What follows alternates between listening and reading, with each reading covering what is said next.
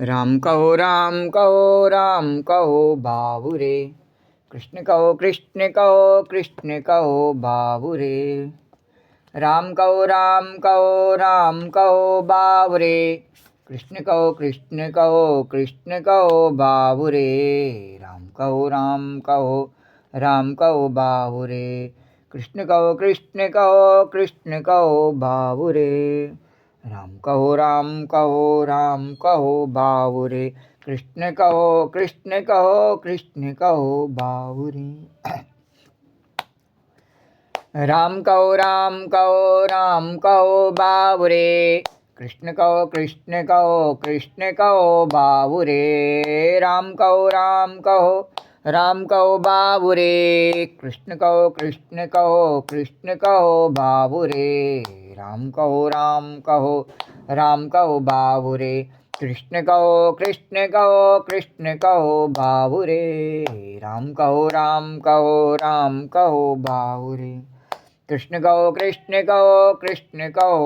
कृष्ण कहो बाबुरे।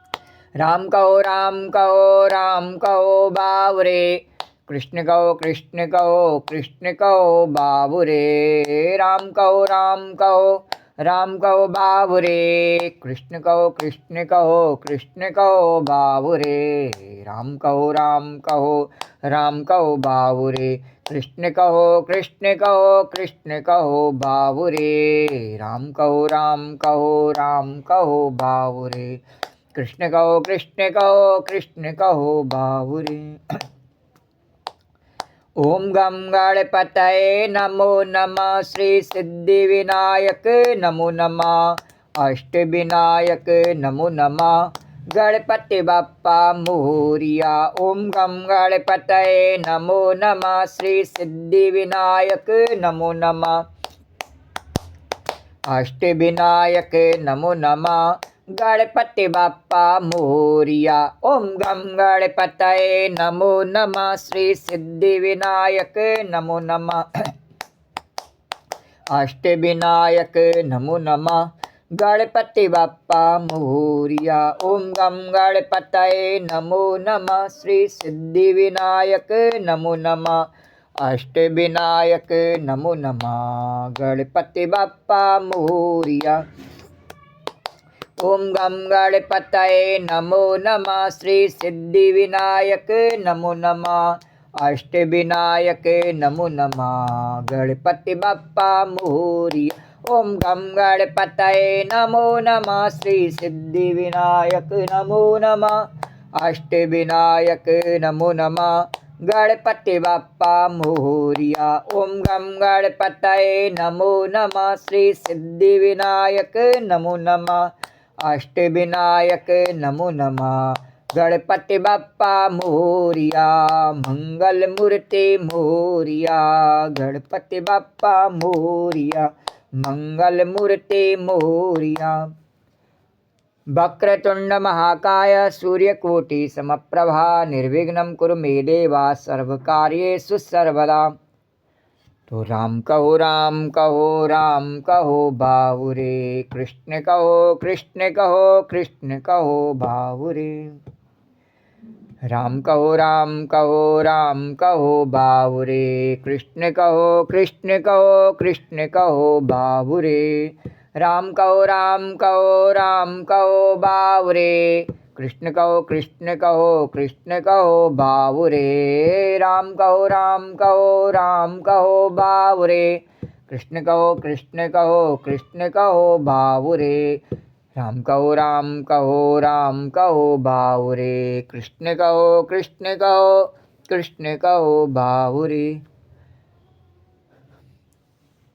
बोलो राजा रामचंद्र भगवान की जय। बोलो कृष्णचंद्र भगवान की जय। बोलो द्वारिकाधीश भगवान की जय।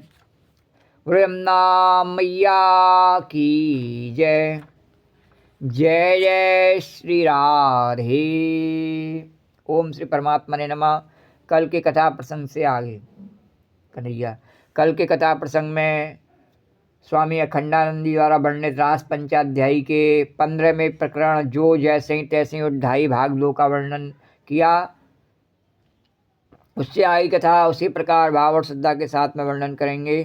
श्री राधे गोविंद, श्री राधे गोविंद, भज मन श्री राधे, श्री राधे गोविंद, भज मन श्री राधे, श्री राधे जय जय राधे, जय राधे जय श्री राधे, श्री राधे गोविंद, भज मन श्री राधे, श्री राधे गोविंद, भज मन श्री राधे, राधे राधे गोविंद गोविंद राधे, राधे राधे गोविंद गोविंद राधे, राधे राधे गोविंद गोविंद राधे, राधे राधे गोविंद गोविंद राधे, श्री राधे गोविंद, भज मन श्री राधे, श्री राधे गोविंद, भज मन श्री राधे। जो जैसे ही तैसे ही उठदाई भाग 3। प्रेम से विरह जन्य ताप से मोक्ष, दुस्साह प्रेष्ट विरह तीव्र तापादुता शुभा, ध्यान प्राप्ता चिताश्लेषा निर्वृत्या क्षीण मंगला, तमेव परमात्मानं जार बुद्ध्यापि संगता, जोर्गुणमयं देहं सद्यं प्रक्षीण बंधना, शिष्टास्तव यदि सखे बंधु संगे स्थिरंगा। यदि तुम्हें दुनियादारी की रंगीनी देखनी है, उसका मजा लेना है, तो कृष्ण के ऊपर नज़र मत डालना। द्वारकाधीश भगवान की जय। कन्हैया बोले गोपी बता दे मेरे ऊपर नज़र मत डालना फिर। तो यह तो इसलिए अहीर का होकर आया है कि नाचने में शर्म नहीं आएगी। बंसी बजावें, नाचें और जामे पहनेंगे, कम्बल रखेंगे कंधे पर। हाँ, ओढ़ लिया कम्बल तो क्या करे दिगंबर। कम्बल रखेंगे कंधे पर, लाठी रखेंगे हाथ में, सोने का नहीं मोर पंख का मुकुट बनाएंगे, और मारपीट की भी जरूरत पड़ेगी तो घड़ा फोड़कर कपड़ा फाड़कर भी अपनी ओर खींचेंगे। हाँ, घड़ा फोड़ने का मतलब बताना गोपी। अरे जब बाप मर जाता है तो घड़ा फोड़ करके, और फिर भगवान कहता घड़ा फोड़ दिया मैंने तेरा, अब आया मेरे पास में। तो कपड़ा फाड़ कर भी अपनी ओर खींचेंगे। तो ये कृष्ण तो खींचने के लिए ही आया है। बोलो द्वारकाधीश भगवान की जय। अरे पूतना आई भगवान को, बोले कि नहीं मेरे से चिपक जा। बोले चिपकना की बात बाद में, पहले मैं खींचता हूँ, पहले मैं खींच तो लूँ। द्वारकाधीश भगवान की जब फिर चिपकने की बात करेंगे। तो गोविंदा प्रयतात्मानो न्यवर्त्यंतः मोहिता। गोपिका नहीं लौटी उसी बीच में देखते हैं कि इस जन्म के जितने प्रेम के प्रतिबंधक थे, अर्थ के, भोग के, धर्म के, सब पर गोपियों ने विजय प्राप्त कर ली। बोलो द्वारकाधीश भगवान की जय। मनुष्य के जीवन में ये 4 जो है सात्विकी बंधन है। धर्म, अर्थ, काम, मोक्ष। सभी वेद पुराणों में मनुष्य के जीवन में इन चारों पुरुषार्थों को प्राप्त करने का और आदेश दिया गया है, और उससे उसका धर्म भी बताया गया है। बोलो द्वारकाधीश भगवान की है। पर जैसे भगवान ने कहा सर्वधर्मान परित्यज्य, तो गोपियों ने इन चारों धर्मों को छोड़ दिया। धर्म, अर्थ, काम और मोक्ष सबको छोड़ करके, सब पर विजय प्राप्त करके, और फिर भगवान कृष्ण के और चरणारविंदों की शरण में गईं। पर कुछ गोपियां ऐसी थीं जिनके पूर्व प्रतिबंधक विद्यमान थे, और कुछ के बाकी रह गए, कुछ संस्कार अभी जलने। तो सांसारिक प्रारब्ध उनका बड़ा प्रबल था। कर्म भोग के संचित और क्रियमाण कट भी जाएं, किंतु प्रारब्ध का तो भोगादेव क्षय, बिना भोग के क्षय नहीं होता। ना भुक्तम क्षीयते कर्म कल्प कोट सतैरपि। बोले कि जो कर्म भोग के संचित हैं, यानी जो पहले भोगे नहीं हैं इसी जन्म में और अभी रह गए हैं, तो वो तो हमें भोगने वो तो हम छोड़ सकते हैं। और क्रियमाण या अभी जो कर रहे हैं वो भी कट जावे। भगवान के भजन से जो पहले से संचित हमारे फल हैं वो भी चले जावें, और जो अभी कर रहे हैं वो भी उनके फल भी चले जावें। पर जो प्रारब्ध का पूर्व जन्मों में हमारे संस्कार बन चुके हैं, प्रारब्ध के बन चुके हैं, उनको नहीं मिटाया जा सकता। बोले वो तो भगवान ने कहा वो तेरे को भोगने पड़ते हैं, चाहे अर्जुन हो, चाहे भीष्म पितामह हो, चाहे कोई भी हो, उसको वह भोगने पड़ते हैं। प्रारब्ध भोगे बिना उसको भगवान की शरण नहीं मिलती है। बोले प्रारब्ध तो भोगने पड़ते हैं, तो अपने प्रारब्ध का कर्म फल तो भोगना ही पड़ता है। तो अभी जिनके कर्म शेष हैं, भोग शेष हैं, उनको कई तरह के दुख भोगने बाकी हैं और कई तरह के सुख भी भोगने बाकी हैं।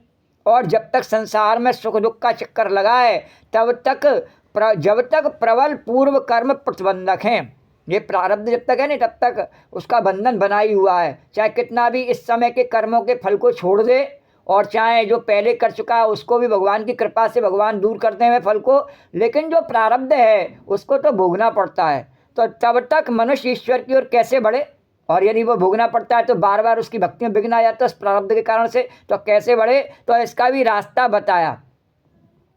अंतर्ग्रहगता काश्चेत गोप्यो लब्धा विनिर्गमा कृष्णम तद्भावना युक्ता दध्युर्मीलितलोचना।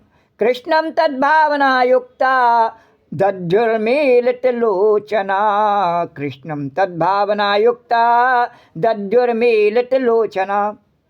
अरे दुस्सह प्रेष्ट विरह तीव्रतापाधुता शुभा ध्यान प्राप्त्याच्युताश्लेषा निर्वृत्त्या क्षीण मंगला। भक्त लोग जब भक्ति बल का निरूपण करते हैं तो कहते हैं देखो हमारी भक्ति तुम्हारे ज्ञान से बलवान है। बोलो द्वारकाधीश भगवान की जय। हाँ, सूरदास कहते हैं, गोपी बताना, सूरदास कहते हैं नहीं, मेरी अंधापन इन आँख वालों से ज़्यादा बढ़िया है। कैसे? आँख वालों ने और सूरदास की परीक्षा ली। बोले कि भगवान को तुम्हारे को कोई बता देता है, दिखते नहीं है। बोले आज क्या पहना भगवान ने, बताओ। बोले आज हरि देखे नंगम नंगा। तो कैसे क्या प्रमाण? बोले ज्ञान से सब कर्मों का क्षय हो जाता है लेकिन प्रारब्ध का क्षय नहीं होता। शंकराचार्य भगवान भी ज्ञानाग्नि सर्व कर्माणि भस्मसात् कुरुते, वो इसके भाष्य में लिखते हैं कि सामर्थ्याद येन कर्मणा शरीरम आरब्धम ततः प्रवृत्ति फलत्वादा उपभोगेन वा क्षीयते। ज्ञान की आग जब जलती है तब सब कर्मों को भस्म कर देती है, लेकिन प्रारब्ध को भस्म नहीं करती, क्योंकि वे तो फल देने के लिए प्रवृत्त हो चुके हैं। अतः उनका भोग कर ही क्षय होता है। वे अच्छे या बुरे जैसे भी हैं नहीं, तो भगवान कहते हैं, तभी भगवान ने इसीलिए कहा कि सर्दी गर्मी सुख दुख सबको सहन कर ली, क्योंकि बिना उसको भोगे और मेरी शरणागति नहीं मिल सकती है, वो तेरे को भोगने पड़ते हैं। तो लेकिन जब प्रेम की आग जलती है तो प्रेमाग्नि बड़ी प्रबल होती है। और ये प्रेमाग्नि का प्रभाव क्या होता है कि जितने समय में प्रेम से भगवान को पुकारा जाने उतने समय में वो प्रारब्ध भी जल जाता है। पीछे जरा द्वारकाधीश भगवान की जय। भगवान के भागवत के 3रे स्कंद में इसका वर्णन है कि देवानाम गुण लिंगानाम आनुश्रविकर्मणाम और सत्व एवेक मनसो वृत्ति स्वाभाविकी तुया अनिमित्ता भगवती भक्ति सिद्धिर्गरीयसी। अनिमित्ता भगवती भक्ति सिद्धिर्गरीयसी और जरत्यासु या कोशम निगीर्ण मन लो यथा। जैसे खाए हुए जठ को जठराग्नि पचा देती है पेट में, और ऐसे ही भक्ति की आग जब हृदय में जलती है तो पच्च कोश को भस्म कर देती है। बोलो द्वारकाधीश भगवान की है, और शुद्ध आत्मा परमात्मा से मिल जाती है। श्रीमद् भागवत के 3 स्कंद में कपिल देवहूति के संबंध में यह बात आई है कि जरत्यासु या कोशम निगीर्ण मनलो यथा। अब आपको उसका नमूना दिखाते हैं। घर का दरवाज़ा बंद और वह ग्वाला वो झांकी का वर्णन कर रहे हैं। जिस समय गोपी बंसी धुन सुन करके और सब छोड़ के भाग रही है तो उसका पति जो है उसको रोक रहा है, तो कैसी झांकी का वर्णन है कि अब आप उसका नमूना दिखाते हैं। घर का दरवाज़ा बंद और वह ग्वाला यानी गोपी का पति भी महाराज बड़ा प्रौढ़ था, यानी बूढ़ा था। गोपी जवान थी और ग्वाला बूढ़ा था। तो दरवाजे पर बैठ गया, बोला देखो मैं कोई ऐरा गहरा नट्ठू खैरा नहीं हूँ। जैसे सब गोपियाँ चली गई वैसे यदि तू भी चली गई तो हड्डी पसली तोड़ दूंगा। किवाड़ी बंद करके, ताला बंद करके बैठ गया। खिड़की भी बंद कर दी। चिड़िया उड़ने भर की जगह भी निकलने को नहीं मिली। गोप्यो लब्धा विनिर्गमा। अब देखो कर्म जलाने की प्रक्रिया चली। यह भगवत कृपा है, इसका नाम है पुष्टि, इसका नाम मर्यादा नहीं है। पुष्टि तो यह भगवान की ओर से भक्त को सहायता मिल रही है। किसकी ओर से मिल रही है? कोई संसार नहीं दे रहा सहायता। गोपी भजन करने बैठे और गोपी कथा करने बैठे तो संसार की सहायता से नहीं, और द्वारकाधीश की परम शक्ति से, यमुना मैया की, तो भगवान की ओर से सहायता मिल रही। इसी को पुष्टि कहते हैं। पुष्टि अपने आप पैदा नहीं होती है, पुष्टि द्वारकाधीश के द्वारा प्रदान हो जाती है, यमुना मैया के द्वारा। इसीलिए द्वारकाधीश और यमुना मैया के मार्ग को पुष्टि मार्ग कहा जाता है, उनकी ओर चलने वाले मार्ग को। क्यों? वो हमेशा भक्ति को पुष्ट करते रहते हैं, कितने भी विघ्न बाधा आते रहे में, और भगवान की कृपा से भक्ति हमेशा पुष्ट रहती है। और बाकी कुछ भी रहे चाहे नहीं रहे, उसकी भक्ति हमेशा पुष्ट रहती है। तभी द्वारकाधीश की जय, तभी यमुना मैया की जय। जय जय श्री राधे। तो इसका नाम मर्यादा नहीं है, यह भगवान की ओर से भक्त को सहायता मिल रही है। और गोपियों ने क्या कहा, क्या किया कि तद भावना युक्ता, तो हृदय में श्री कृष्ण की भावना से युक्त होकर के मीलित लोचना, आंख बंद करके बैठ गई। मीलित लोचना शब्द जरा मामूली सा है, परंतु इसका आशय यह है कि गोपी कहती है कि यदि इन आँखों से श्री कृष्ण का दर्शन नहीं होता है तो अब फिर कोई दूसरी चीज़ भी हम नहीं देखेंगे। जिस गोपी को बंद कर दिया नहीं घर में, वो गोपी भावना उसके हृदय में कृष्ण की आई और अपनी आँखों को उसने बंद कर लिया। तो बंद कर लिया तो क्यों बंद कर लिया? क्या भगवान के सामने आने से बंद कर लिया, जैसे हम करते हैं मंदिर में जाके भगवान के आगे? नहीं नहीं, ऐसे नहीं कर लिया। उसने क्यों बंद कर लिया? उसने कहा दी ये मेरा पति मुझे कृष्ण के पास नहीं जाने रहा, तो मुझे किसी को देखना नहीं अब, इसलिए आंखों को बंद कर ली। और हृदय में कृष्ण है तो मैं उसी को देख रही हूँ, द्वारकाधीश भगवान की जय। तो फिर हम कोई दूसरी चीज़ नहीं देखेंगी। तो पति से गोपी बोली अच्छा बाबा, यह घर तुम्हारा, यह शरीर तुम्हारा, निकलने दो, तुम दोगे नहीं, लेकिन इन आँखों से श्री कृष्ण के सिवा और किसी को हम देखेंगे नहीं। मीलित लोचना। बोले देखो जब प्रेम का हृदय होता है तो बाह्य विषय का त्याग करना ही पड़ता है। सन्यासियों का मंत्र तो आपको मालूम होगा, कश्चित धीरा प्रत्यगात्मानमैक्षता आवृत चक्षु अमृतत्व मिच्छन। भक्ति में इसी अमृत तत्व के पान के संबंध में यूँ कहते हैं कि यदि श्री कृष्ण के पान करने की इच्छा है, कृष्णामृतम जल विगाढ़म इति ऋतम, तो चलो चलो सखी कृष्णामृत का पान करावें। कृष्णामृत माने जमुना जल। सात की सखी ने पूछा सखी क्या अभी कृष्णामृत जमुना जल पीने के लिए हम जा रही हैं? अरे बाके मनोहर को बाको इनाम, बाको स्वचित वह बाको सुजान। बाके मनोहर को बाको इनाम, बाको स्वचित वह बाको सुजान। बाके अधर अधर मुरलीधर, बाके अधर अधर मुरलीधर। बाकी सितान बजावे जान, अरे बाकी सितान बजावे जान। अरे फिर आवे उते सो इते बाकी बाकी, फिर आवे उते सो इते बाकी बाकी। बाकी सी नैनन में बाकी मुस्कान, बाकी सी नैनन में बाकी मुस्कान। बाके बिहारी की, बाके बिहारी की झांकी है बाकी, बाके बिहारी की झांकी है बाकी। और कृष्णा चलो मन दर्शन की ठान, कृष्णा चलो मन दर्शन की ठान। तो दूसरी सखी ने कहा, क्या मतलब सखी, क्या मतलब? तो कृष्णामृतम ये सावरा अमृत, कृष्णामृतम जल बिगाड्यम इति ऋतम, अभी पीने जा रहे हैं, अभी चलो तुरंत। अरे वही औपनिषद अमृत जिसको कोई कोई धीर पुरुष अपनी इंद्रियों को विषय से पलटकर अपनी आत्मा में देखता है, वही है वह सांवरा सांवरा झिलमिल झिलमिल कृष्णामृत। वह स्वर्ग में रहने वाला परोक्ष अमृत नहीं है, अपनी इंद्रियों से प्रत्यक्ष उसका पान करो। अतः आगे आ जाओ, आगे आ जाओ। यदि आत्मामृत कृष्णामृत आनंदामृत रसामृत की इच्छा हो तो आंख बंद करो, बाह्य विषय का परित्याग होगा। बाहर देखना बंद करो, भीतर देखो। वह कहाँ है अमृत? सबके भीतर है, तो भीतर देखो, बाहर नहीं। लेकिन हमारी समझ में आता ही नहीं है। हमें ऐसा लगता है कि बाहर केवल गोपी के पास में ही है, तो जैसे ही गोपी निकले तो हम बाहर इंतजार में बैठे रहें कि कब गोपी निकले और हमको भी वह अमृत प्रदान कर दे। द्वारकाधीश भगवान की जय। अगर मेरे पास होता तो निश्चित प्रदान कर देती, पर मेरे पास में वो अमृत नहीं है, वो तो द्वारकाधीश की शरण में ही है, कन्हैया के पास में, मेरे पास में नहीं है। हाँ, मेरे पास में सबके लिए मंगल की कामना और सबके लिए शुभाशीष तो है, पर मैं अमृत में नहीं प्रदान कर सकती। मैं किसी का प्रारब्ध नहीं बदल सकती।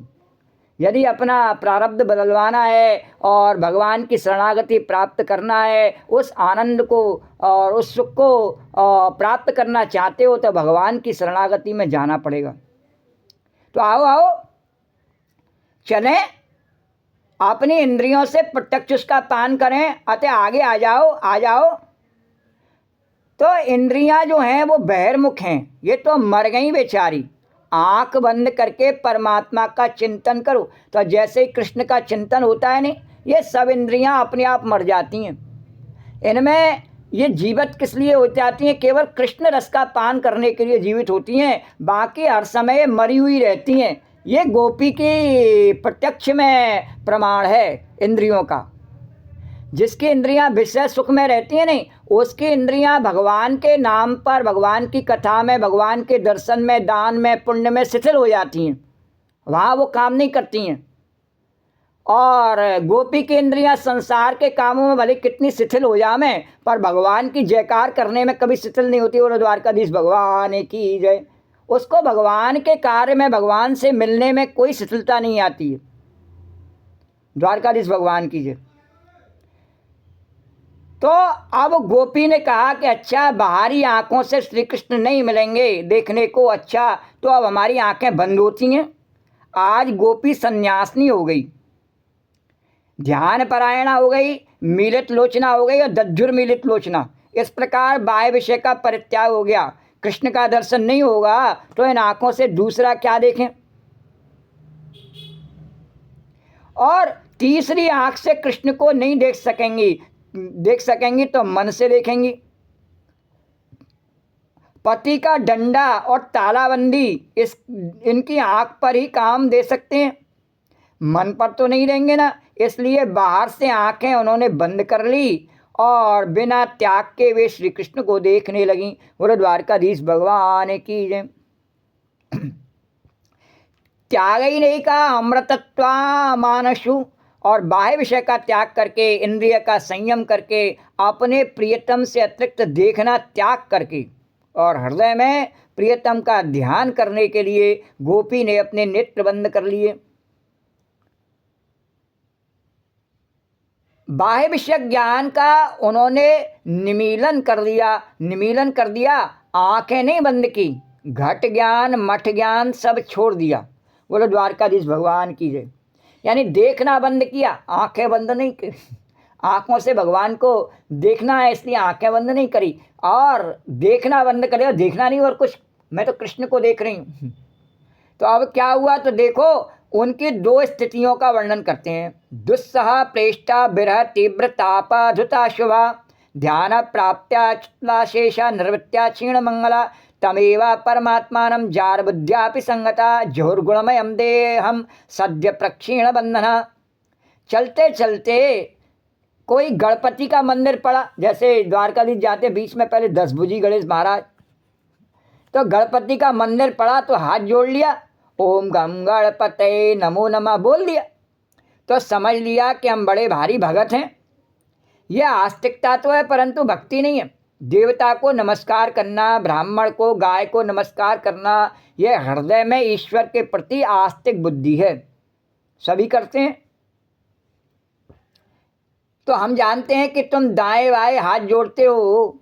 हमको याद है कि वैसे चाहे भगवान की याद न करें, लेकिन स्कूल जाते समय अगर रास्ते में कुत्ता मिल जाता था तो कहते थे कि वे हनुमान जी बचाना हमको, ये कुत्ता भौंके ना। अखंडानंद जी कह रहे छोटेपन में स्कूल जाते तो मार्ग में कुत्ता मिल जाता नहीं तो डर लगता कुत्ते से। द्वारकाधीश भगवान की है। तो बोले कि कहीं हमें देख के भौंक नहीं देवे, इसलिए हनुमान जी को याद करते, जय हनुमान ज्ञान गुण सागर। और जब परीक्षा का दिन आता तो गंगा स्नान करके विश्वनाथ जी का दर्शन करते। उस दिन चंदन भी चढ़ाते, बेलपत्र भी चढ़ाते, फूल माला भी चढ़ाते। बोलते विश्वनाथ जी परीक्षा में पास करा दियो। इसका नाम भक्ति नहीं है, इसका नाम आस्तिकता है। बोलो द्वारकाधीश भगवान की जय। यानी मेरी आस्था तो है, सम्मान तो है, करता हूँ मैं। कहने का तात्पर्य ये है कि सम्मान करना एक अलग बात है। ऐसा सम्मान तो हम हाथ जोड़ने वाला या किसी को कुछ भेंट देने वाला, ये सम्मान अपने घर में अपने बड़ों का भी करते हैं, गुरुजनों का भी करते हैं, और जिससे हमारा स्वार्थ होता है नहीं उसका भी ऐसा सम्मान कर देते हैं। बोलो द्वारकाधीश भगवान की जय। चाहे उससे कोई लेना देना नहीं हो, पर इसको भक्ति नहीं कहते हैं, इसमें समर्पण नहीं हुआ। सम्मान में और समर्पण में बहुत अंतर है। सम्मान कर देना समर्पण नहीं होता है। जैसे घर में उसकी सास भी है, ससुर भी है, और जेठ भी है, देवर भी है, सब हैं, और दूसरे और बच्चे भी हैं, सब हैं। तो सम्मान सबका ध्यान रखना, सबका सम्मान करना, सबका यथायोग्य सम्मान सत्कार करना, लेकिन सबको समर्पण कर देना तो होता नहीं इसका। तो समर्पण तो अपने पति को करना। ऐसे ही भक्ति में और सम्मान में अंतर है कि आस्था में। तो आस्था से हम सबको प्रणाम कर दें भगवान को, तो प्रणाम करना और पूजा करना वो भक्ति नहीं है। उसमें भगवान के लिए समर्पण कहाँ हुआ? तो समर्पण तो जब तक हमारे मन में संसार की विषय वासनाएं हैं उसका त्याग नहीं किया तब तक होगा नहीं। तो भक्ति कब होती है? कि जब भगवान के विरह में तो दुख हो और भगवान के मिलन में सुख हो। बोले भगवान का विरह कहाँ से आवे? तो भगवान का मिलन कहाँ से आवे? तो हृदय में ही विरह और मिलन की स्फूर्ति होती है। हृदय फुरे कि हाय हाय ऐसे जन्म समूह सराने, प्राणनाथ रघुनाथ स्वपति तज सेवत पुरुष बिराने। तुलसीदास जी वर्णन करते हैं कि इन प्राणों के स्वामी तो राम हैं, उनको विसार करके और किसे पूजने जाते हो? बोलो द्वारकाधीश भगवान की जय। तो हृदय में विरह की स्फूर्ति हो कि युग युग बीत गए, जन्म जन्म बीत गए, और इस जिंदगी का भी क्षण क्षण छीज रहा है। स्त्री के लिए रोए, पुत्र के लिए रोए, पुरुष के लिए रोए, धन के लिए रोए, मकान के लिए रोए, इज्जत के लिए रोए। रोते नहीं? जबकि नंगे ही आते हैं, नंगे ही जाते हैं, वैसे ही रोते हैं। अरे काय को रोता है रे? तो नहीं, हम तो स्त्री के लिए रोए, पुत्र के लिए रोए, पुरुष के लिए रोए, धन के लिए रोए, मकान के लिए रोए, इज्जत के लिए रोए, और कुर्सी के लिए रोए, भूखे होकर रोए, बीमार होकर रोए, लेकिन ईश्वर के लिए 4 बूंद आंसू नहीं गिरे कि हमको ईश्वर मिले। पाप में होता है सारा दिन बसर, और सोच करके जिए घबराता नहीं, और अपने औगनों पर हे प्रभु आँख से आंसू कभी आता नहीं कि प्रभु तुम मेरे को मिल जाओ इसलिए कोई आंसू आता है। नहीं नहीं। तो ईश्वर को मानने का नाम भक्ति नहीं है। हाँ, जैसे कोई कहे कि पति को मानना कि ये मेरा पति है, इतने से उसका प्रेम नहीं हो जाता है। क्योंकि ये पति है तो जो है आजकल कोर्ट में भी मैरिज हो जाता है, और पुराने ज़माने में संस्कार अग्नि के आगे पंडित जी मंत्र बोल करके करा देते हैं, या अब वैसे ही मन मिल गया, मैंने तेरे को फूल दिया, तूने मेरे को फूल दिया, हम दोनों फूल बन गए द्वारकाधीश। तो इस प्रकार से भी हो जाता है। लेकिन जब तक वो एक दूसरे को समर्पण नहीं करते तब तक उनका प्रेम परिपक्व नहीं हो जाता है। बोलो द्वारकाधीश भगवान की जय। तो उसको पति पत्नी के रूप में स्वीकार नहीं किया जाता है। तो इसी प्रकार से भक्त और भगवान के बीच में जब तक समर्पण नहीं है, विश्वास नहीं है, तब तक वो भक्ति भगवान की नहीं है। तो भक्ति तब होगी जब हृदय में ईश्वर के प्रति स्फूर्ति होकर वेदना हो अथवा मिलन की स्फूर्ति हो। तो आँख खिल गई, रोम रोम खिल गया, हृदय खिल गया, और जिसके हृदय में भगवान की स्फूर्ति से दुख नहीं होता और मिलन की स्फूर्ति से सुख नहीं होता, वह भक्त नहीं है। यह ज्ञान की बात नहीं है, इसको बोलते हैं भक्ति। भक्ति में हृदय द्रवित होना चाहिए भगवान के लिए। जैसे अपने बेटे के लिए हो जाता है नहीं, अपने पति के लिए हो जाता है, या अपनी पत्नी के लिए हो जाता है, या जिस किसी से भी हम इतना लगाव हो उसके लिए जैसे हो जाता है नहीं, इस प्रकार से उसके हृदय द्रवित हो जाना चाहिए। तो जब तक हृदय में भगवान के लिए द्रवता नहीं होगी, हृदय पिघलता नहीं, तब तक भक्ति नहीं। और भगवान को पिघलना ही पसंद है।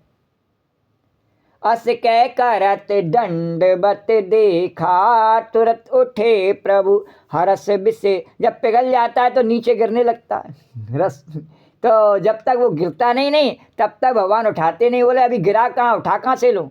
अब भगवान को बिना गिरे कोई उस पर बैठा हो, 7 चौकियों के ऊपर बैठा हो, 7 तख्त लगा करके उसके ऊपर बैठ जावे और फिर कहे कि भगवान मुझे बचाइयो, वो भी कह रहे भगवान के क्यों रे, पहले ही तेरे को इतना ऊंचा आसन पर बिठाल रखा है, तुझे काय को बचाइयो। पर नहीं, वो भी कहता है। जैसे कि संसार में हम देखते नहीं कि एक गरीब आदमी है, उसके पास में कुछ नहीं है, वो भी भगवान से कहे अरे प्रभु कुछ मेरे को मिल जावे, मेरी प्रार्थना सुन लो, वो भी कहे।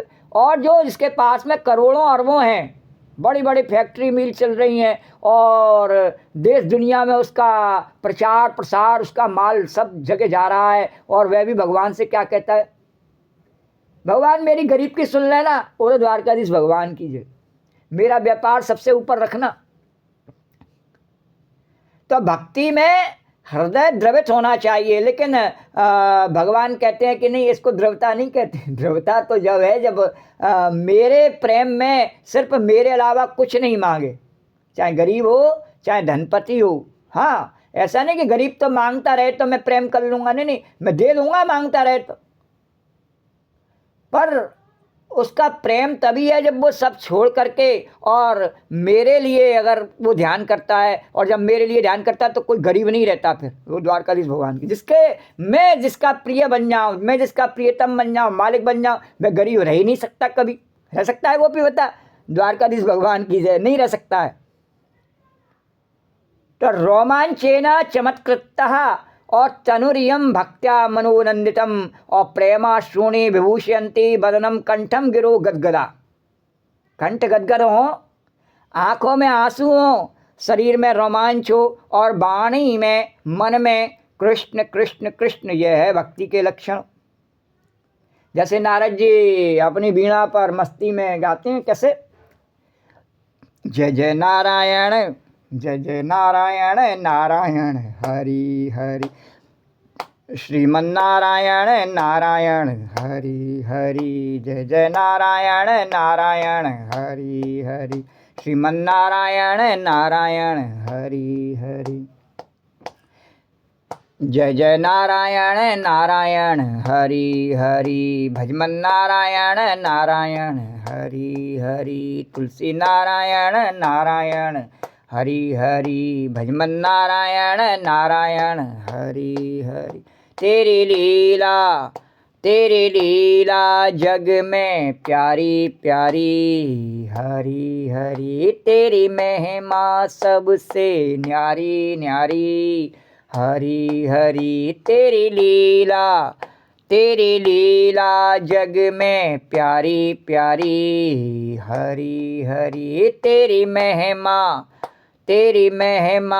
सबसे न्यारी न्यारी, हरि हरि, श्रीमन्नारायण नारायण हरि हरि, भजमन्नारायण नारायण हरि हरि, जय जय नारायण नारायण हरि हरि, सत्यनारायण सत्यनारायण नारायण हरि हरि भजमन नारायण नारायण हरि हरि सत्यनारायण नारायण हरि हरि भजमन नारायण नारायण हरि हरि सत्यनारायण नारायण हरि हरि भजमन नारायण नारायण हरि हरि बद्री नारायण नारायण हरि हरि बद्री नारायण हरि हरि भजमन नारायण नारायण हरि हरि श्रीमन्नारायण नारायण हरि हरि लक्ष्मी नारायण हरि हरि लक्ष्मी नारायण हरि हरि तुलसी नारायण हरि हरि तुलसी नारायण हरि हरि सत्यनारायण नारायण हरि हरि भजमन नारायण हरि हरि श्रीमन्नारायण नारायण हरि हरि जय जय नारायण हरि हरि सूर्य नारायण हरि हरि चंद्र नारायण हरि हरि सूर्य नारायण हरि हरि चंद्र नारायण हरि हरि सूर्य नारायण हरि हरि चंद्र नारायण हरि हरि श्रीमन्नारायण हरि हरि भजमन नारायण हरि हरि राम नारायण हरि हरि कृष्ण नारायण हरि हरि राम नारायण हरि हरि कृष्ण नारायण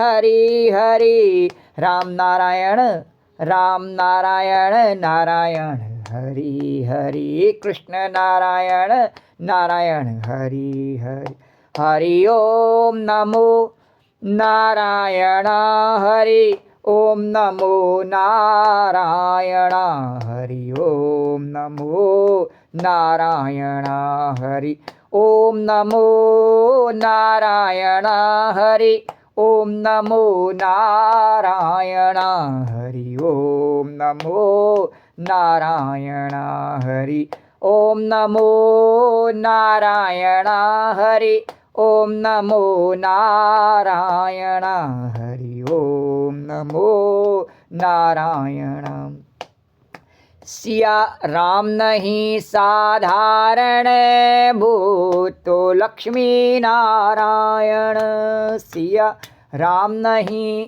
साधारण भूतो लक्ष्मी नारायण मैं कृष्ण कन्हैया की गोपी मैं द्वारिकाधीश की गोपी मैं कृष्ण कन्हैया की गोपी मैं द्वारकाधीश की गोपी मैं गाती हूँ रामायण में गाती हूँ रामायण जय जय नारायण नारायण हरि हरि श्रीमन्नारायण नारायण हरि हरि सत्यनारायण नारायण हरि हरि तुलसी नारायण हरि हरि बद्री नारायण हरि हरि लक्ष्मी नारायण हरि हरि सूर्य नारायण हरि हरि चंद्र नारायण हरि हरि राम नारायण हरि हरि कृष्ण नारायण हरि हरि श्रीमन्नारायण हरि हरि भजमन नारायण हरि हरि श्रीमन्नारायण हरि हरि भजमन नारायण हरि हरि हरि ओम नमो नारायण हरि ओम नमो नारायण हरि ओम नमो नारायण हरि ओम नमो नारायण हरि ओम नमो नारायण हरि ओम नमो नारायण हरि ओम नमो नारायण हरि ओम नमो नारायण हरि ओम नमो नारायण। तो कंठ गदगद हो, आंखों में आंसू हो, शरीर में रोमांच हो और वाणी में मन में कृष्ण कृष्ण कृष्ण, यह भक्ति का लक्षण। काश्चित गोपा, कोई एक गोपी थी जिसको रोक दिया था पति ने। तो यहाँ का धन चित व गोप्य, ऐसा करने से, और चिद गोप्या माने चिद वस्तु जो भगवान है उसका गोपन करने वाली अथवा उनको इंद्रियों से पान करने वाली, यह अर्थ बनेगा। उस बंद गोपी ने अथवा उनको इंद्रिय से पान करने वाली, यह अर्थ बनेगा। उस बंद गोपी ने जब ध्यान किया तो दुसह विरह का ताप उदय हुआ। यह श्लोक ईश्वर कृपा से जैसा विष्णु पुराण में है वैसा ही भागवत में है, यों का त्यों। तो दोनों में एक सरीका है, माने शब्दों में भेद है, अर्थ में भेद नहीं है। विष्णु पुराण में है तद प्राप्ति दुरंजनी तत्प्राप्ति महा दुरज्ज विलीना शेष पातका। तो सो जब विरह अग्नि का उदय हुआ गोपी के हृदय में, विरह की आग जली तो उसने सारे प्रतिबंधों को भस्म कर दिया। जितने कर्म के आवरण थे, प्रारब्ध के आवरण थे, उनको उस आग ने भस्म करना शुरू कर दिया। जैसे हम देखते हैं नहीं, जब चिता जलती है तो जब रखते हैं मुर्दे को चिता के अधीन करके उसके हवाले कर देते हैं, तो धीरे धीरे उसका सब केस भी जल जाते हैं, हाथ पैर सब एक एक हड्डी तक सब स्वाह हो जाता है। इसी प्रकार से ये भगवान की जो शरणागति है नहीं, उससे संसार के सब प्रकार के जितने भी हमें चिंता और शोक रहते हैं नहीं, सब दूर हो जाते हैं। ये करना वो करना, कुछ नहीं करना, भगवान ने कहा बस मेरा भजन करना। और अगर तुझे विश्वास नहीं है तो जा अपनी ऐसी की तैसी करा ले। तो द्वारकाधीश भगवान की जय। तो सारे प्रतिबंधों को भस्म कर दिया। जितना अशुभ दुखदायी प्रारब्ध थे सब भस्म हो गए। अभी गोपी के कर्म शेष थे, दुख प्रारब्ध शेष थे। आगे के जीवन में उनको कई तरह के दुख होने वाले थे, पर वे दुख कहीं धन जाने से आता, कहीं रोग आने से आता और कहीं मित्र के वियोग से आता। और दुख का प्रकार बताते हुए कहते हैं क्या कि धन जाने से दुख होता है, रोग शरीर में आ जाता है तो दुख होता है, और अपना मित्र या जिससे हम बहुत प्रेम करते हैं वो बिछड़ जावे तो उससे दुख होता है। तो परंतु जब भगवान के विरह का दुख हुआ तो अब न पुत्र का विरह, न पति का विरह, न धन का विरह, न गृह विरह और न यशो विरह, न भोग विरह, कोई विरह रहा ही नहीं, बस हुआ भगवत विरह। बोलो द्वारकाधीश भगवान की जय। वे ये संसार की चिंता तभी तक ही हमारे लिए और कष्टदायी होती है जब तक कि हमें भगवान के चिंतन की आदत नहीं पड़ जाती है। और जब चिंतन का चस्का लग जाता है तो संसार का कोई दुख हमें दुख नहीं लगता है, कोई सुख सुख नहीं लगता है। तो सर्वम परम हस्ते पदे और निमग्नम, जितना दुख उसके जीवन में होने वाला था वह सब दुख भगवान के विरह में एक साथ ही हो गया। दुस्सह प्रेष्ठ विरह, अपने परम प्रियतम का जो दुस्सह विरह हुआ, उस विरह के तीव्र ताप से सारे अशुभ प्रारब्ध भस्म हो गए। विरह अगन तन तूल शरीरा, श्वास जरई छन माहि शरीरा। विरह अगन तन तूल शरीरा, श्वास जरई छन माहि शरीरा। ये विरह की अग्नि कैसी है कि इसमें सांस जरई छन माहि शरीरा, शरीर को जरा दे। कितनी गर्म सांस चलती है विरह की अग्नि से। सीता जी कह रही हैं कि अभी मेरा शरीर जल जावे। विरह अगन तन तूल समीरा, श्वास जरई छन माहि शरीरा। पर नयन श्रवई जल निज हित लागी, जर न पाव देह बिरे। तो ये बिरह की अग्नि में संसार के सब प्रकार के क्लेश जल जाते हैं। देह क्यों नहीं जली? क्योंकि देह इसलिए नहीं जली कि वो भगवान के अधीन है, उससे भगवान का मिलन होना है, इसलिए सीता जी की देह नहीं जली। द्वारकाधीश भगवान की जय।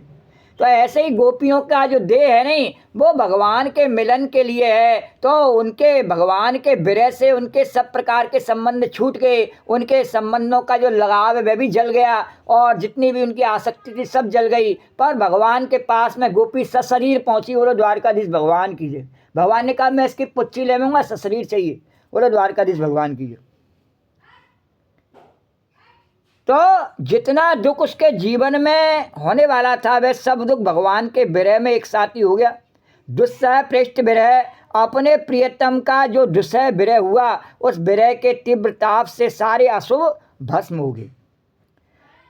यह जब प्रियतम का विरह ताप उठता है, उत्तापी पुटपात कतोपी गरला ग्रामारपी क्षोभणा। तो खोलते हुए सोने से भी ज़्यादा दाहक होता है। सोना होता खोलता हुआ, उससे भी ज़्यादा दाहक, और सब जहर एक में मिला दिए जाएं तो उनसे भी ज़्यादा तेज होता है, और वज्र से भी ज़्यादा दुस्सह होता है।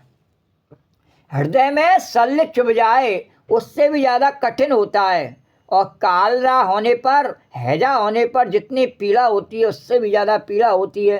तो श्री कृष्ण के विरह गोपी के हृदय में उदित हुआ, और उदय होने से उसके जो असो प्रारब्ध जो ज्ञान होने पर भी क्षीण नहीं होते थे, विरह ताप की प्रबलता से सारे के सारे क्षीण हो गए। अरे सीता जी की विरह ताप में पूरी लंका जल गई, रावण का पूरा खानदान जल गया, और गोपी के थोड़े से ताप संताप जल गए, तो कौन सी आश्चर्य की बात हो गई। बोलो द्वारकाधीश भगवान की जय। जब अशुभ क्षीण हो गए तब चित्त निर्मल हुआ, और सारे पाप ताप आंसू में बह गए। तब ध्यान आए श्री कृष्ण, ध्यानात् प्राप्त्याच्युताशेषा निर्वृत्या क्षीण मंगला।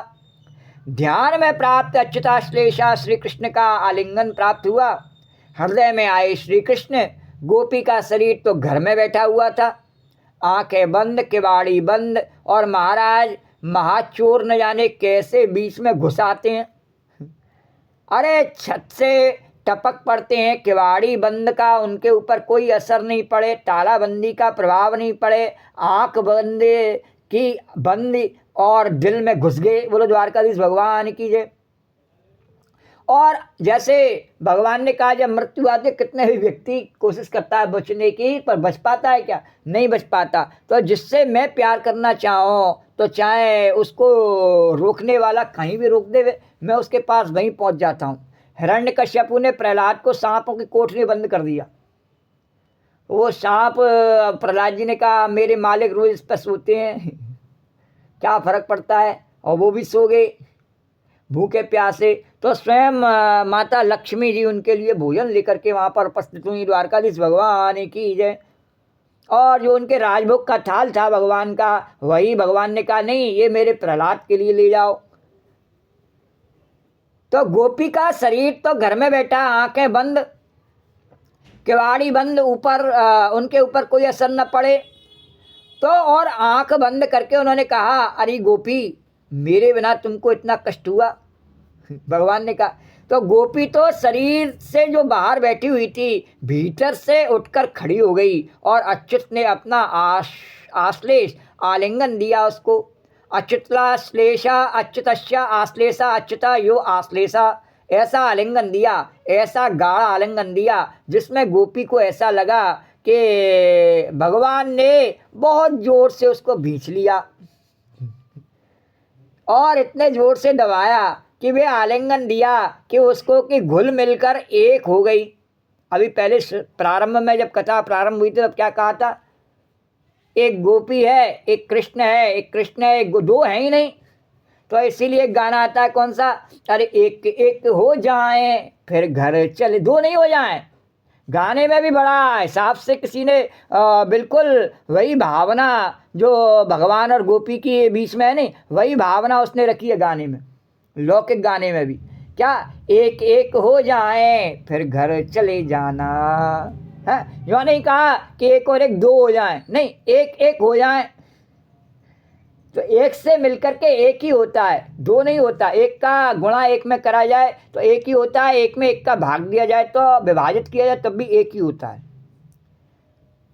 बोले एक एक हो जाए फिर घर चले जाना। तो एक एक होने के बाद कोई जा ही नहीं सकता, भगवान जाते हैं। मेरे में मिल जाए तो वापस जा नहीं सकता है, जैसे दूध में मिली शक्कर वापस नहीं होती है, ऐसे ही मुझ में मिला हुआ मन कभी संसार में वापस जाता नहीं। फिर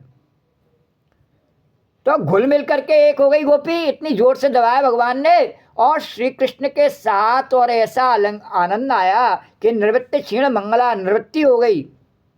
निवृत्ति हो गई माने आवरण भंग हो गया, उसका जो आवरण था नहीं अहंकार का, मैं पने का, वो सब भंग हो गया। वो द्वारकाधीश भगवान की जय, अब वो भगवान का ही स्वरूप हो गई। तो वृत्ति को जहाँ निःशेष निवृत्ति हो उसको निवृत्ति बोलते हैं, और जहाँ वृत्ति माने आवरण का निःशेष अभाव हो गया हो उसको निवृत्ति बोलते हैं। तो कृष्ण और गोपी के बीच में जो आवरण था, जो पर्दा था, वो किसका था बचा था? प्रारब्ध का बचा था। अभी प्रारंभ में बताया कि उसने अपने कर्म, संचित कर्म, और इस समय जो करने वाले कर्म थे वो तो सब उसने जला दिए, पर प्रारब्ध का उसका रह गया था मामला। तो प्रारब्ध का पर्दा, वासना का पर्दा, संसार के संबंध का पर्दा, सब का सब उतर गया आवरण।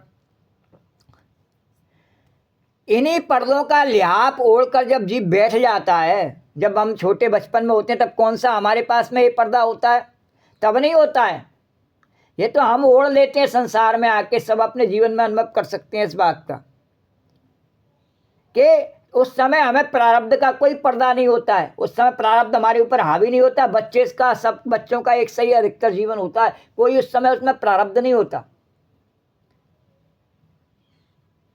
वासना का पर्दा, वासना उसमें होती नहीं बच्चे में, वासना का पर्दा भी नहीं होता।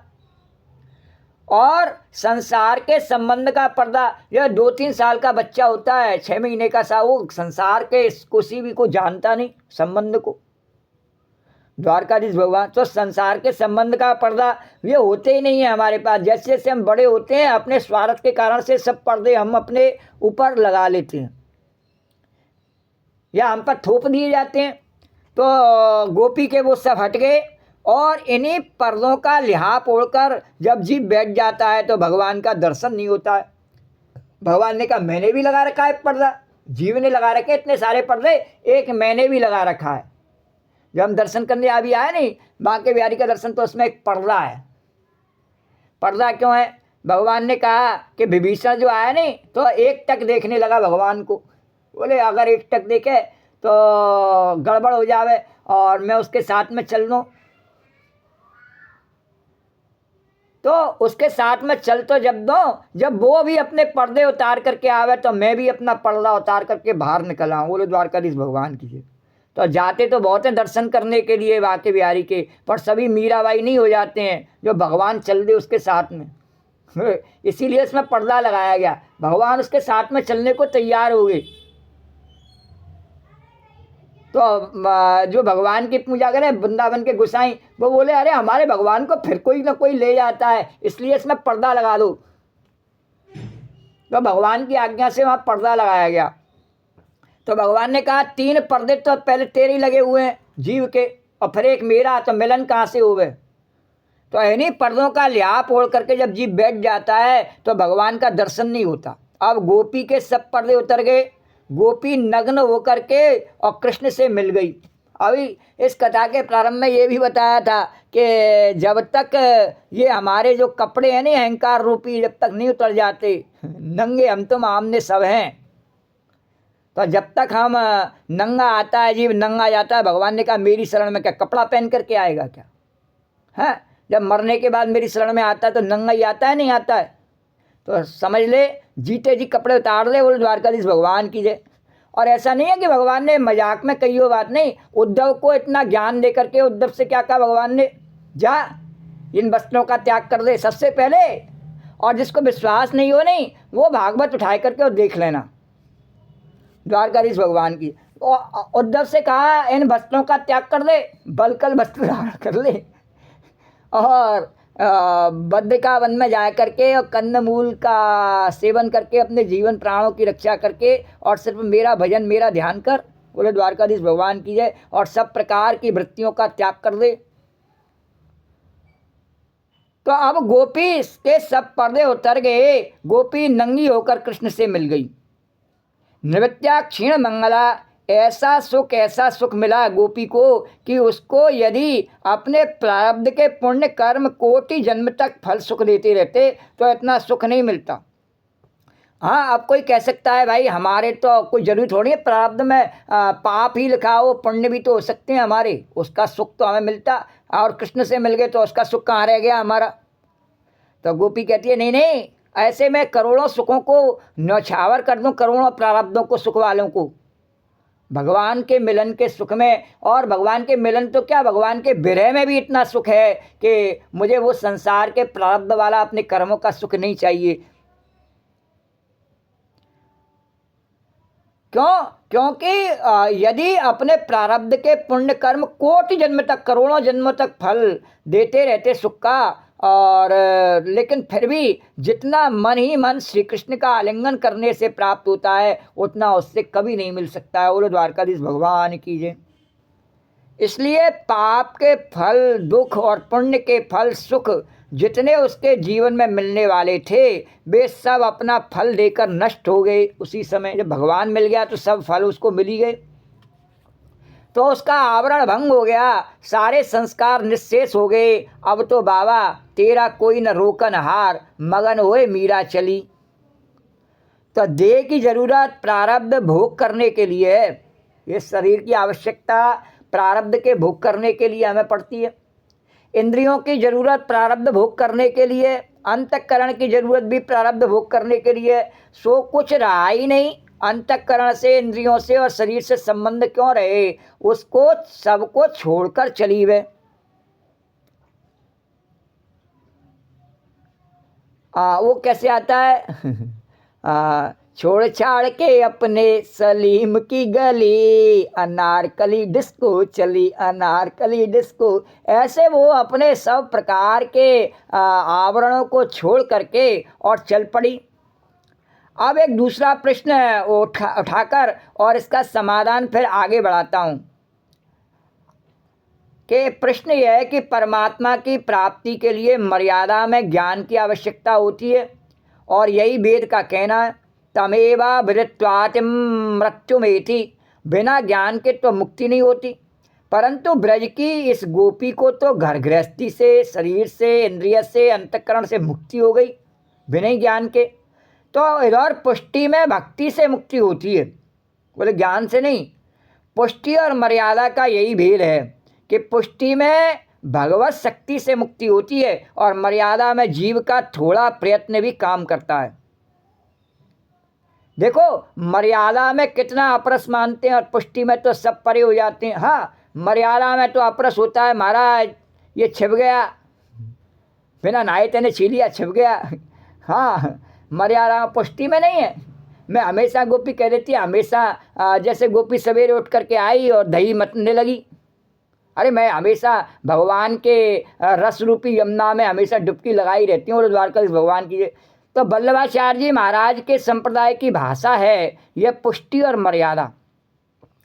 लेकिन ज्ञान से भक्ति होवे कि भक्ति मुक्ति होवे, ये बात उस समय जब भगवान प्रकट नहीं रहते हैं भला, तब जब भगवान प्रकट नहीं होते, अपने ब्रह्म स्वरूप में अंतर्यामी हैं, निराकार हैं, निर्विकार हैं, एक रस हैं, निर्धर्मक हैं, तब चाहे जीव ज्ञान प्राप्त करे या भक्ति प्राप्त करे तब मुक्ति होती है। बोले निराकार की तो भक्ति भी करने से मुक्ति होगी, वो वहाँ तक शरणागति तक नहीं पहुँच पाता, रास मंडल में नहीं पहुँच पाता। लेकिन जब भगवान स्वयं प्रकट हो जाते हैं तब जीव को मुक्त के लिए ज्ञान भक्ति की जरूरत नहीं होती। भगवान प्रकट ही इसलिए हुए हैं कि जिनको ज्ञान नहीं है उनको भी अपने हृदय से लगा लें, और जिनको भक्ति नहीं है उनको भी अपने हृदय से लगा लें। और नहीं तो प्रकट होने की क्या जरूरत है रे, भगवान के नाम से ही सब प्रकार के काम बन जाते हैं। भगवान को कृष्ण रूप में प्रकट होने की क्या आवश्यकता है, राम रूप में प्रकट होने की क्या आवश्यकता है।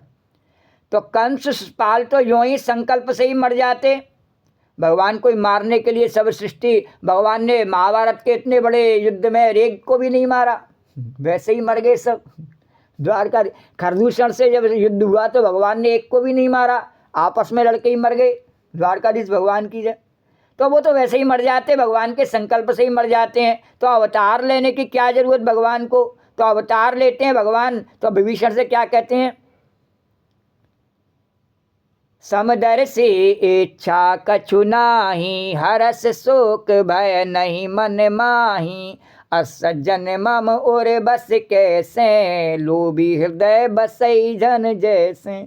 और तुम सारी के संत प्रिय मोरे, तुम सारी के संत प्रिय मोरे, धरऊँ देह नहीं आने। तेरे जैसे संतों से प्रेम करने के लिए मैं आया हूँ। तो गोपियों से भगवान ने कहा मैं तो प्रेम करने के लिए प्रकट हुआ हूँ। तो नृणाम ही श्रेय सार्थाय व्यक्तिर भगवतो नृपा, लोगों का कल्याण करने के लिए भगवान प्रकट हुए।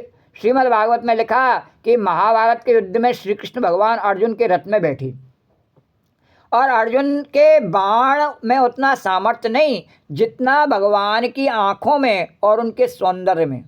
सबकी आँख खींच लेते थे बिना तीर के, बिना तुक्का के। और अर्जुन के रथ पर आगे बैठ गए। बड़े बड़े वीर जब निशाना मारने लगे तो उनकी नज़र तो चली जाए कृष्ण की ओर, बाण फेंके कहीं और किसी को लगे ही नहीं।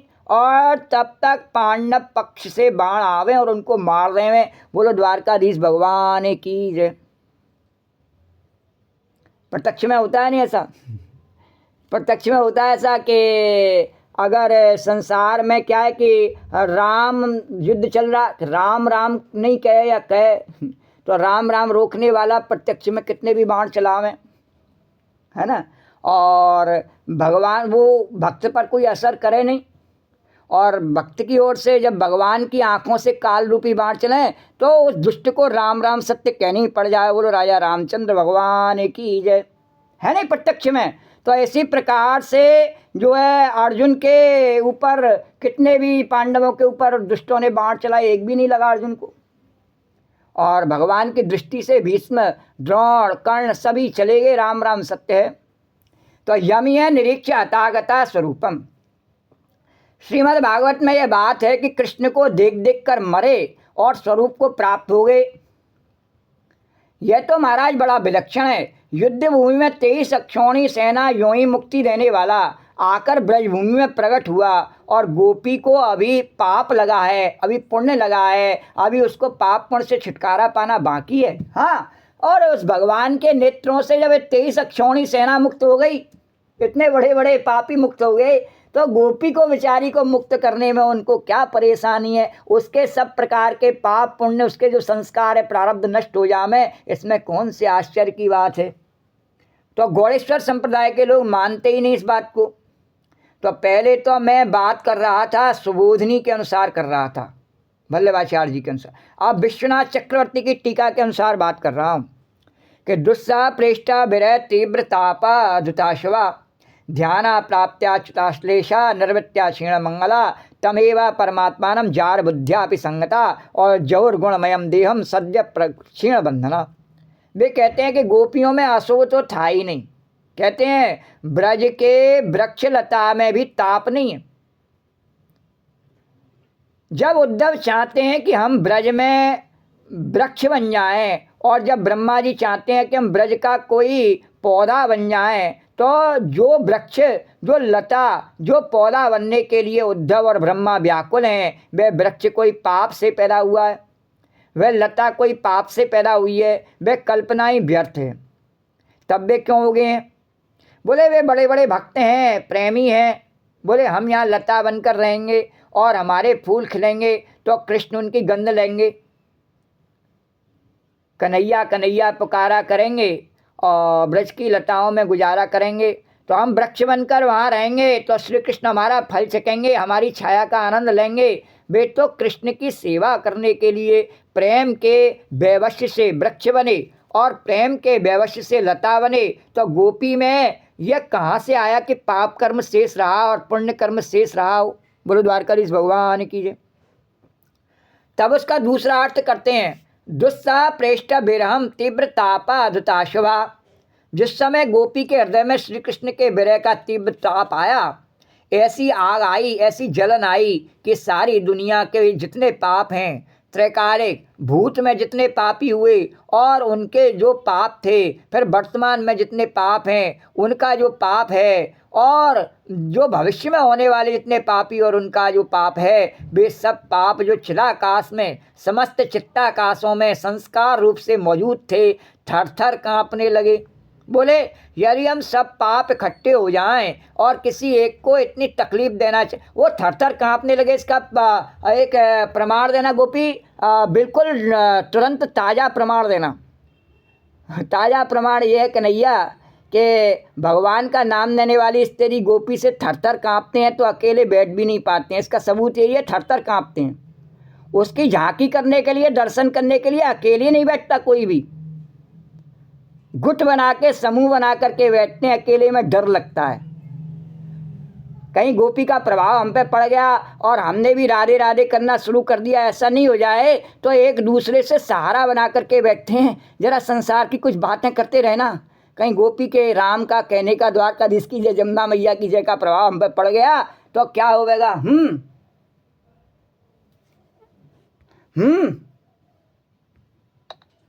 आया।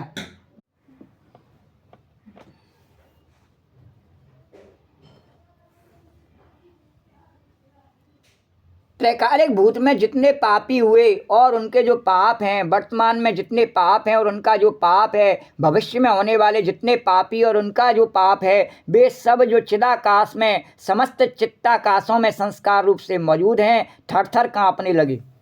और बोले यदि हम सब पाप इकट्ठे हो जाएं तो किसी एक को इतनी तकलीफ देना चाहें तो इतनी तकलीफ हम लोग नहीं दे सकते। और ये प्रत्यक्ष में इतने इकट्ठे होकर के भी और वो तकलीफ नहीं दे सकते हैं कि वो किसी को राम कहने से रोक ले, मैं भगवान की भक्ति करने से रोक ले, मैं नहीं दे सकते हैं। नहीं तो बोलो द्वारकाधीश भगवान की जय। तो इतनी तकलीफ हम लोग नहीं दे सकते जितना दुख और जितना ताप ये गोपी श्री कृष्ण के विरह में भोग रही हैं। फिर महाराज इकट्ठे हुए जगत के पुण्य, ध्यान प्राप्त्या शेषा निवृत्त्या क्षीण मंगला। संसार के सब पुण्य इकट्ठे हुए, पहले के, अब के और आगे के सब जीवों के सब पुण्य इकट्ठे हुए। उन्होंने देखा कि गोपी के सामने प्रकट होकर श्री कृष्ण ने एक बार अपने दिव्य अंग की दिव्य गंध से उसकी नासिका भर दी। उसकी सारी इंद्रियां अपना काम छोड़कर नाक में चली आईं। एक बार उन्होंने बांसुरी पर धुन फूंक दी और उसके कान भर गए प्रेम से, आनंद से।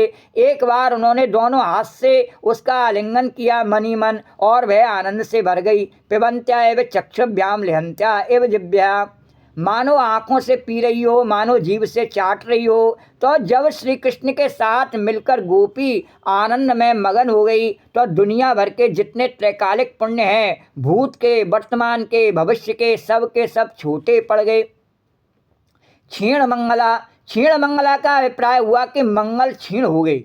उन्होंने कहा कि अगर हम सब पुण्य मिल जाएं तो किसी एक व्यक्ति को चाहते हैं कि फल दें तो क्या इतना सुख दे सकते हैं?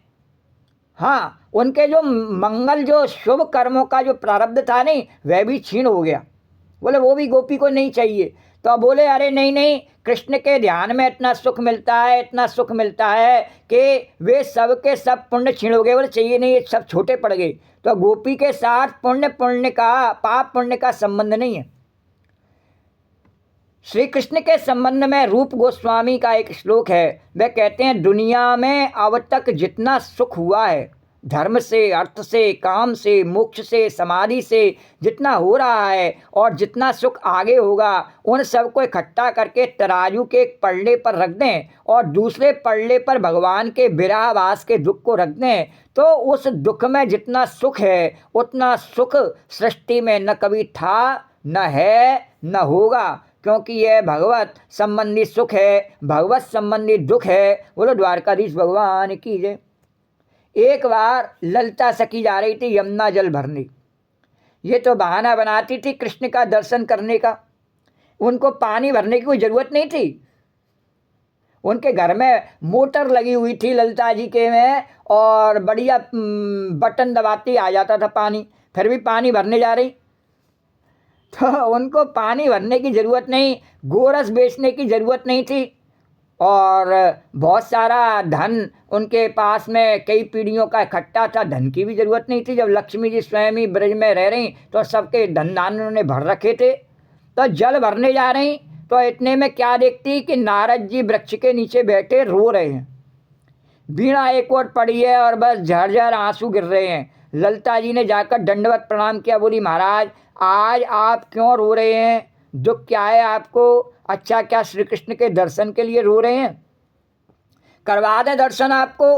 नारद जी बोले ना ना, हम अपने दर्शन के लिए नहीं रो रहे हैं, हम तो चाहें जब कर लें। हाँ, नारद जी ने कहा हमें तो भगवान ने पहले ही VIP पास दे रखा है, जब चाहें जब भगवान के दर्शन कर लें, और हम और मेरे पास में मोबाइल नंबर भी है भगवान का। नारद जी ने कहा जब चाहो जब जो है कॉल कर लेता हूँ भगवान से, वीडियो कॉल पे बात कर लेता हूँ, मेरे लिए कोई परेशानी नहीं है। तो हम उन लोगों के लिए रो रहे हैं जो तत्व ज्ञान प्राप्त करके मुक्त हो गए, उनके लिए रो रहे हैं हम, कि जो भगवान से मुक्ति मांग करके और ठगे गए हैं, क्योंकि उनको कृष्ण दर्शन का ये सुख अब नहीं मिल सकता। वो तो मुक्त होकर भगवान में मिल गए, अब भगवान की लीला का सुख उनको कैसे मिले? तो हाय हाय, वह सुख पाए बिना ही वे संसार से चले गए, इसलिए हमें रोना आता है। बोल नारद जी भगवान की जय। वो दूसरे के लिए जो रोवे नहीं, संत का हृदय कैसा कि दूसरे संत हृदय नवनीत समाना, कि मक्खन नवनीत समाना तो कह दिया, पर वास्तव में कैसा है कि मक्खन तो फिर भी अपने ताप से पिघलता है और संत दूसरे के दुख से पिघल जावे। तो नारायण ये श्री कृष्ण जो हैं निवारण प्रगट पर ब्रह्म परमात्मा है, निरावरण प्रकट पर ब्रह्म परमात्मा है। निरावरण तो नेति नेति जीवों के लिए हैं, परमात्मा के लिए नेति नेति नहीं है। जीवों के लिए ये नहीं है, ये नहीं है परमात्मा, पर परमात्मा के लिए नहीं है ये बात कि ये परमात्मा नहीं है, ऐसा नहीं है। तो यह व्यक्ति रेख मुखी जो ज्ञान है कि निषेध करो फिर तुम ब्रह्म कहो, पहले संसार की सब वस्तु पदार्थों का निषेध करो, फिर जो शेष रह जाए वो ब्रह्म है। पर यदि परमात्मा स्वयं प्रकट होकर आ जाए तो निश्चेष क्या करना है, वो है ही परमात्मा। तो अब तो जिनमें अज्ञान का आवरण है उनके लिए नहीं है, लेकिन फिर भी अगर अज्ञान का आवरण रहा ही आवे कि नहीं ब्रह्म अलग है कृष्ण अलग है, तो उसके लिए ये नहीं है। तो परंतु यहाँ ज्ञान के आवरण का अत्यंता भाव है, अर्थात पहले भी न कभी अज्ञान का आवरण था और न बाद में ज्ञान प्राप्त करके ही वह मिटाया गया। जहाँ अज्ञान का आवरण कभी आया ही नहीं, हुआ ही नहीं, और जिनको कभी अज्ञान छुआ ही नहीं, वह श्री कृष्ण तमेव परमात्मनम वही है, दूसरा मत समझना। संसार की वस्तुओं में तो व्यक्तियों में संबंधों में अज्ञान होता है, इसलिए वहाँ उसको सबको आ गया ये नहीं है, नहीं है, नहीं है। उनमें हमारी अज्ञान बुद्धि रहती है, क्या उनमें सब में हमारी भगवत बुद्धि रहती है? किसी भी वस्तु को देख कर क्या हमें लगता है भगवान है? नहीं। किसी व्यक्ति को देख के लगता है भगवान है, किसी स्थान विशेष को देख करके लगता है भगवान है? नहीं। तो उनमें सब में हमारा अज्ञान स्वरूप रहता है, पर कृष्ण को देख के तो मालूम है कि भगवान है, तो फिर नेति नेति करने की जरूरत थोड़ी है। तो वह श्री कृष्ण तमेव परमात्मानम वही है, वही, दूसरा मत समझना, वही ब्रह्म है। तो जिसका तीनों अवस्थाओं में अन्वय है वह नहीं है, जो तीनों अवस्थाओं से व्यतिरिक्त है, और सो नहीं जो सर्वस्व है, जिसमें तीन अवस्थाएं जो हैं जिससे अलग नहीं है, तीन अवस्थाएं जिनका स्वरूप है, ऐसा जो परमात्मा है वह है श्री कृष्ण। भले गोपी जार बुद्ध्यापि संगता श्री कृष्ण को पहचानती नहीं थी, परंतु व्यवहार में आप देखो, नहीं वस्तु शक्ति बुद्धिम अपेक्षते, वस्तु शक्ति को बुद्धि की अपेक्षा नहीं होती। अच्छा, अनजान में कोई नमक खाए तो क्या उसकी जीभ पर नमकीन पानी नहीं बनेगा? अनजान में कोई आग में हाथ डाल दे तो क्या आग उसके हाथ को नहीं जलावेगी? अनजान में कोई अमृत पी ले तो क्या वह अमर नहीं हो जाएगा? अनजान में कोई विष पी ले तो क्या वह मरेगा नहीं? तो जब वही निरावरण पर ब्रह्म परमात्मा जीवों के कल्याण के लिए आया, वहाँ भी यही, यदि बुद्धि की अपेक्षा होवे कि पहचानो कि ये पर ब्रह्म है, तो अवतार काल में और सामान्य काल में अंतर ही क्या होगा? और भगवान जब कृष्ण रूप में स्वयं लीला कर रहे हैं, राम के रूप में लीला कर रहे हैं, तब भी जीव उनको पहचान नहीं पाते उस समय भी। ये तो अवतीर्ण हुए हैं इसलिए कि लोग बिना श्रवण मनन निविध्यासन के भी अमर तत्व प्राप्त हो जाए उन्हें। और ये अवतीर्ण इसलिए हुए हैं कि बिना माला फेरे बिना मूर्ति पूजा किए कल्याण को प्राप्त हो जाएं। तो यह जो अहीर का छोरा है, देखो री यह नंद का छोरा, देखो री यह नंद का छोरा, बरछी मारे जाता है। बरछी से तिरछी चितवन पे पैनी छुरी चलाता है। बरछी से तिरछी चितवन से पैनी छुरी चलाता है। और हमको घायल देख बेदर्दी मंद मंद मुस्काता है। हमको घायल देख बेदर्दी मंद मंद मुस्काता है। और ललित किशोरी जख्म जिगर पे, ललित किशोरी जख्म जिगर पे नौनपुरी भुरकाता है, नौनपुरी भुरकात। तो जार विद्यापी संगता माना कि गोपी को यह नहीं मालूम कि श्री कृष्ण पर ब्रह्म परमात्मा है, परंतु प्रेम से मोक्ष में इस बुद्धि की अपेक्षा नहीं है, कोई ज़रूरत नहीं इसकी। तो कई लोग ऐसा मानते हैं कि कर्म से ही बंधन है और कर्म से ही मुक्ति है। यह पूर्व मीमांसा का सिद्धांत है। सकामता से बंधन और निष्कामता से मुक्ति, यह कर्म योग का पक्ष है। सकामता जो अपने सुख प्राप्त करने के लिए कर्म किए जाते हैं उनसे बंधन है, और जो दूसरों को सुख देने के लिए कर्म करे जाएं वो कर्म बंधन नहीं, वो अपने आप स्वयं में मोक्ष हैं। तो विक्षेप से बंधन और समाधि से मुक्ति यह योगियों का मत है। अविवेक से बंधन और विवेक से मुक्ति यह सांख्यों का मत है। और अज्ञान से बंधन और ज्ञान से मुक्ति यह वेदांतियों का मत है। तो बंधन जैसा हेतु मनुष्य कल्पित करता है उसी का अनुरूप मुक्ति का हेतु उसको कल्पित करना पड़ता है। ये बंधन मानने से तो है, मरे मनुष्याणाम मोक्ष बंधन कारणम। तो मन ने जैसा बंधन मान लिया है नहीं, उसी प्रकार से उसका मोक्ष मानता है। जिस कार्य को अपराध समझ लेता है तो उसी को वह प्रायश्चित करता है, उसका वैसा ही प्रायश्चित करता है। तो बंधन जैसा हेतु मनुष्य कल्पित करता है कि उसने माना मैं अज्ञानी हूँ तो अब उसको ज्ञान की आवश्यकता है। उसने माना मैं सकाम कर्म करता हूँ तो निष्कामता की आवश्यकता है। उसने कहा मैं अविवेकी हूँ तो अब विवेक की आवश्यकता है।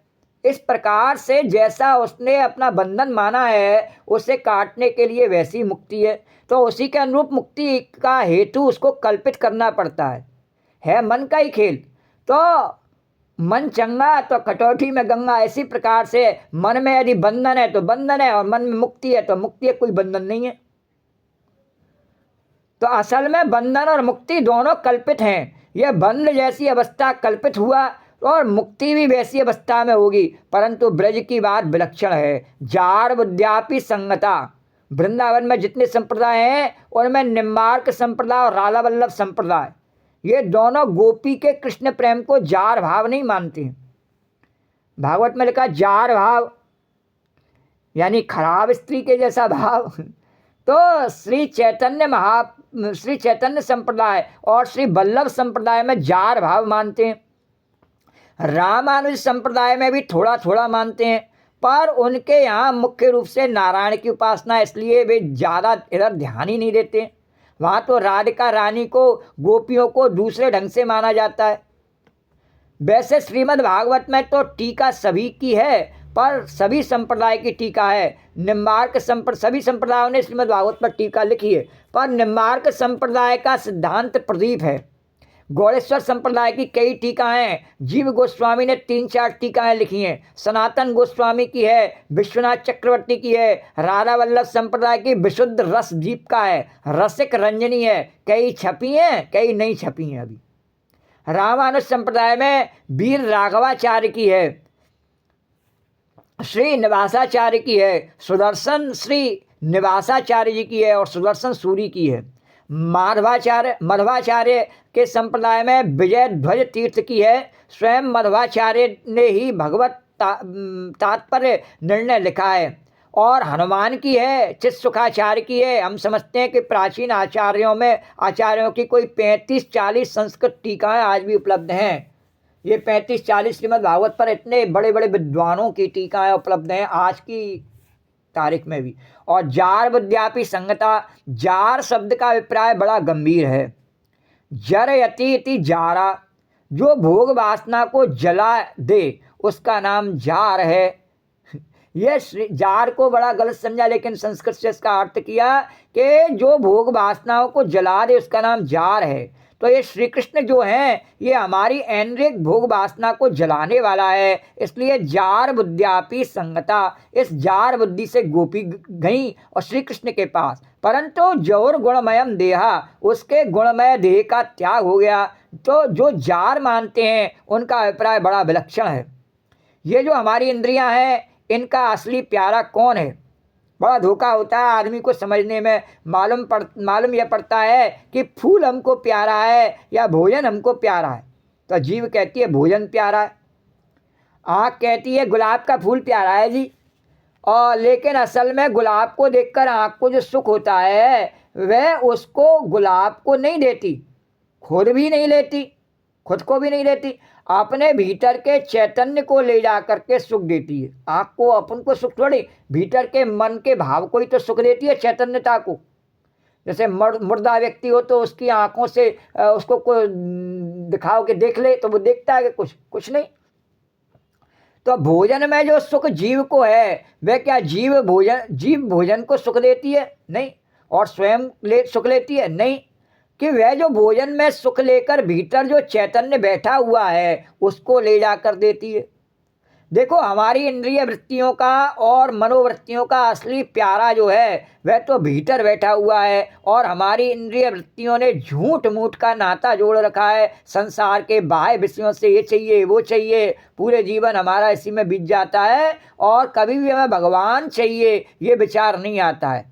ये बाहर जो संबंध है वे दिखाऊ हैं, हमको भोजन प्यारा है, रूप प्यारा है, रस प्यारा है, गंध प्यारी है, ये सब हमारे ब्याहते हैं।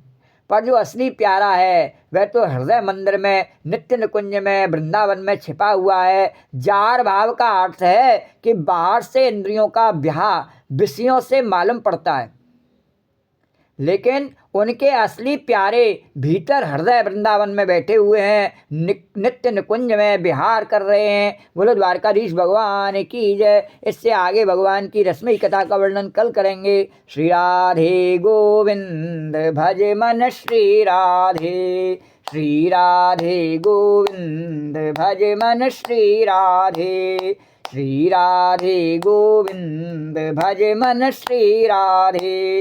श्री राधे जय जय राधे, जय राधे जय श्री राधे, श्री राधे जय जय राधे, जय राधे जय श्री राधे। श्री राधे गोविंद भज मन श्री राधे, श्री राधे गोविंद भज मन श्री राधे। या देवी सर्वभूतेषु कथारूपेण संस्था नमस्तस्यै नमस्तस्यै नमस्तस्यै नमो नमः।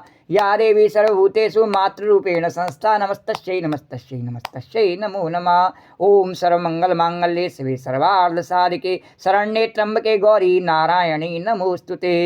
नमो नमो दुर्गे सुखकर्णी, नमो नमो अम्बे दुखहरणी। निरंकार है ज्योति तुम्हारी, तिहु लोक फैली उजिया। ससिल लाट मुख महाविशाला, नेत्र लाल भ्रुकुटी बिकुराला। रूप मात को अधिक सुहावे, दरस करत जन अति सुख पावे। तुम संसार शक्ति लौकी ना, पालन हेतु अन्न धन दीना। अन्नपूर्णा हुई जगपाला, तुम ही आदि सुंदरी बाला। प्रलय काल सब नासनहारी, तुम गौरी शिव शंकर प्यारी। शिव योगी तुमरे गुण गामे, ब्रह्मा विष्णु तुम्हें नित ध्यामे। रूप सरस्वती का तुम धारा दे, सुबुद्धि ऋषि मुनि ने होवा। धरो रूप नर सिंह को अम्बा, परगट वही फाड़ कर खम्बा। रक्षा कर प्रहलाद बचायो, हिरणाकुश को स्वर्ग पठायो। लक्ष्मी रूप धरो जग माही, श्री नारायण अंग समा। क्षीर सिंधु में करत बिलासा, दया सिंधु दीजय मन आशा। हिंगलाज में तुम्ही भवानी, महिमा तब नहीं जाए बखानी। मातंगी धूमावती माता, भुवनेश्वरी बगला सुखदाता। श्री भैरव तारा जगतार, छिन्न भाल है दुख निवार। के हरिवाहन सो भवानी, लागुर वीर चलत अगवानी। कर में खप्पर खड़ग विराजे, जाको देख काल डर भाज। सोहे अस्त्र और त्रिशूला, जाते उठत शत्रु ही असूला। नगर कोट में तुम्ही विराजत, तिहूँ लोक में डंका बाजत। सुमन सुम दानव तुम मारे, रक्त बीज संखन संहार। मैं सासुर दैत्य अभिमानी, जय अगवार मही अकुलानी। रूप कराल काल को धारा, सेन सहित तुम ते संहारा। परिगाड़ संतन पर जब जब भई सहाय, मात तुम तब अमरपुरी और बासव लोका। तब महिमा सब रहे अशोका। ज्वाला में है जो तुम्हारे, तुम्हें सदा पूजे नर नारी। प्रेम भगत से जो जस गावे, दुख दारिद्र निकट नहीं आवे। ध्यावे तुम्हें जो नर मन लाई, जन्म मरण ते सो छुट जाए। जोगेश्वर मन कहते पुकारी, योग न होए बिन शक्ति तुम्हारी। शंकर आचार्य तप कीनो, काम क्रोध जीत सबली। निस दिन ध्यान धरो शंकर को, काऊ काल नहीं सुमरो तुमको। शक्ति रूप को मरम न पाए, शक्ति गई तब मन पछतायो। शरणागत हो कीर्ति बखानी, जय जय जय जगदम्ब भवानी। भई प्रसन्न आदि जगदम्बा, दई शक्ति नहीं कीन विलम्बा। मुख मात कष्ट अति घेरो, तुम मिन कौन हरे दुख मेरो।